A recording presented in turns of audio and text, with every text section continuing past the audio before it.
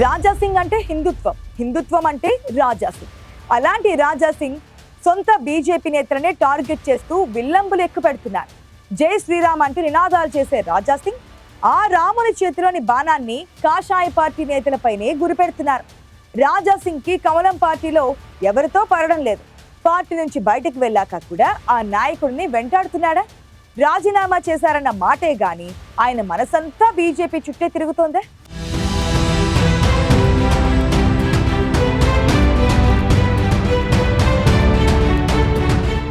దేశంలో fire brand నేతగా Goshamahal MLA Raja Singh కు పేరుంది. అలాంటి నాయకుడు రాజీనామా తర్వాత కూడా బీజేపీకి తలనొప్పిగా మారుతున్నారు. కొంతకాలంగా కేంద్ర మంత్రి కిషన్ రెడ్డితో రాజాసింగ్ కు రాజకీయ వైరం కొనసాగుతోంది. అందుకే కిషన్ రెడ్డిని టార్గెట్ చేస్తూ సోషల్ మీడియాలో పోస్టులు పెడుతున్నారు. అంతకుముందు బీజేపీ నుంచి పాత సామాన్లు వెళ్లిపోవాలంటూ ముందుగా ఒక బాంబు పేల్చారు రాజాసింగ్. ఆ తరువాత వరుసగా సొంత పార్టీ నేతలనే టార్గెట్ చేస్తూ పోస్టులు పెడుతూ వస్తున్నారు. రామచంద్రాపురం రాష్ట్ర అధ్యక్షుడు కాకముందు కొత్తగా వచ్చే అధ్యక్షుడైన సీఎంతో రహస్య సమావేశాలు పెట్టుకోకుండా పార్టీ బలోపేతానికి ప్రయత్నం చేయాలని, అలాంటి వ్యక్తినే రాజకీయ నాయకత్వం ఎంపిక చేయాలని రాజాసింగ్ సూచించారు. తాను అధ్యక్ష పదవికి పోటీ పడుతున్నానంటూ హడావుడి చేసి చివరికి పార్టీ నుంచే బయటికి వెళ్లారు.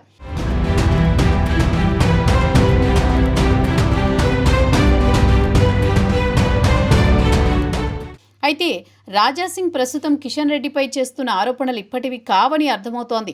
3 సార్లు తాను ఎమ్మెల్యేగా గెలిచినా కూడా అసెంబ్లీలో బీజేపీ పక్ష నేతగా అవకాశం ఇవ్వలేదని ఆవేదనలో ఉంది. కాంగ్రెస్ నుంచి వచ్చిన మహేశ్వర్ రెడ్డి తన సొంత సామాజిక వర్గం నేత కాబట్టే ఆ పదవి ఇచ్చారని రాజాసింగ్ పలుమార్లు ఆరోపించారు. భారతీయ జనతా పార్టీ కార్యాలయానికి రాకుండా బయటి నుంచే తన కార్యకలాపాలు నిర్వహించారు.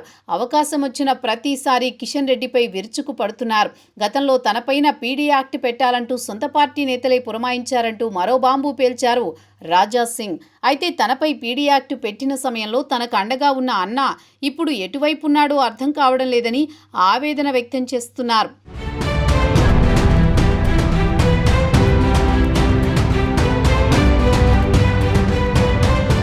పార్టీకి దూరమైన బీజేపీపై విమర్శలు కొనసాగిస్తూనే ఉన్నారు రాజాసింగ్. తాజాగా మరోసారి ఆయన విమర్శల వర్షం కురిపించారు. కేంద్ర మంత్రి కిషన్ రెడ్డి మీద ఆరోపణలు చేశారు. ఆయన రాజీనామా చేస్తే తాను కూడా ఎమ్మెల్యే పదవికి రాజీనామా చేస్తానని సవాల్ విసిరారు. ఇద్దరూ స్వతంత్రులుగా ఎన్నికల్లో పోటీ చేస్తే ఎవరి దమ్ము ఏంటో తెలుస్తుందన్నారు. కిషన్ రెడ్డి వల్లే తెలంగాణలో పార్టీ నాశనమైందని ఆరోపించారు.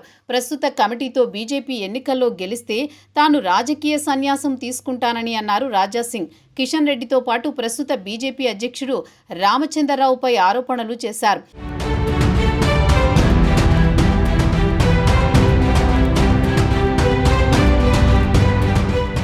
రామచంద్రరావు రబ్బరు స్టాంపుగా మారారని విమర్శించారు. బీజేపీ కొత్త కమిటీలో అంతా హైదరాబాద్కు చెందిన నేతలే ఉన్నారన్నారు రాజాసింగ్. ఈ కమిటీని రామచంద్రరావు వేశారో కిషన్ రెడ్డి వేశారో తెలియడం లేదని కీలక వ్యాఖ్యలు చేశారు. ఇప్పుడున్న కమిటీతో రాష్ట్రంలో బీజేపీ అధికారంలోకి వస్తే రాజకీయ సన్యాసం తీసుకుంటానని సంచలన వ్యాఖ్యలు చేశారు. బీజేపీలో ఎప్పుడు తలుపులు జరిగినా మాట్లాడతా వెనకడుగు వేసే ముచ్చటే లేదనేది రాజాసింగ్ మాట.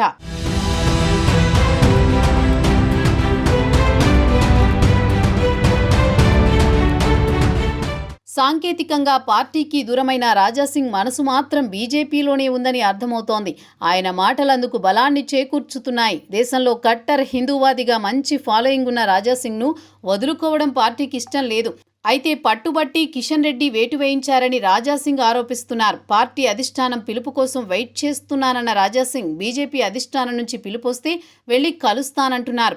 వాళ్లకు వాళ్లుగా పిలిస్తే వెళ్లి మళ్లీ పార్టీలో చేరుతానని, తనకు ఎలాంటి అభ్యంతరం లేదంటున్నారు. తాను ఎట్టి పరిస్థితుల్లో ఎమ్మెల్యే పదవికి రాజీనామా చేయబోనంటున్నారు. మొత్తానికి రాష్ట్రంలో అధికారంలోకి రావాలనుకుంటున్న బీజేపీకి హిందూ టైగర్ రాజాసింగ్ వ్యవహారం ఇబ్బందికరంగానే ఉంది.